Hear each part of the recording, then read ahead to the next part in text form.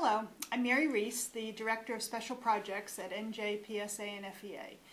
And today I have with me Dr. Donna McInerney and Dr. Brian Chinni, who are going to talk with us about a very critical component of teacher and principal evaluation, the development and design of SGOs. And I'm going to ask them if they would please share with us the main components and their thoughts about these developments. And I turn it over to you.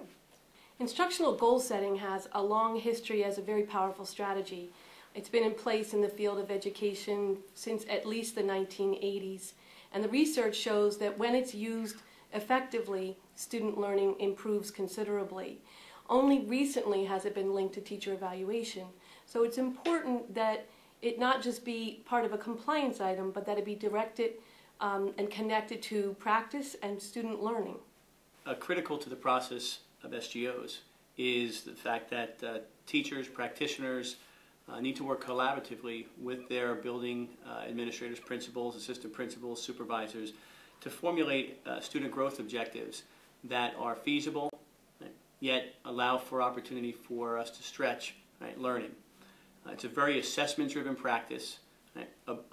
Certainly hope that the byproduct of all of this yields better practice, right? And I really do believe that it will. Having teachers come together to examine assessments, well-aligned assessments to learning objectives, as Donna pointed out, examining student data is something that should really have a profound positive impact on practices across the state. In terms of the requirements from the Department of Education, for the 2013-14 school year, the first deadline will be approval of SGOs by November 15th. A second deadline of February 15th allows teachers to modify their SGO with their principal's approval. So those are two deadlines that teachers and principals need to be aware of. Teachers in the tested areas will develop between 1 and 2 SGOs depending on the district and the local decisions. Teachers of non-tested areas will develop 2 student growth objectives.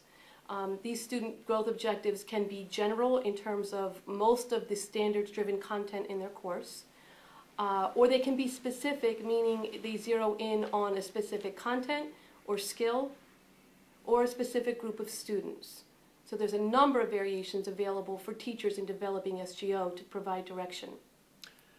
I think important for our principal colleagues and supervisory colleagues that this not be considered an add-on to work that they're already doing. I think if we really suspend ourselves of mandates and requirements and examine just best practices, really the elements of the student growth objective are essential to such. For the duration of time, we've incorporated professional development plans, professional improvement plans in the process. Really, this is just a way of seamlessly integrating in a more formal sense and in a more measurable sense, right, student learning within a defined period of time. So I think if we suspend ourselves again of the concerns around mandates, that this could yield very positive outcome. Yes, at the end of the day, student growth objectives will link to the overall summative evaluation for principals, vice principals, and assistant principals. We know that, and it will be based upon a specific percentage and overall weight.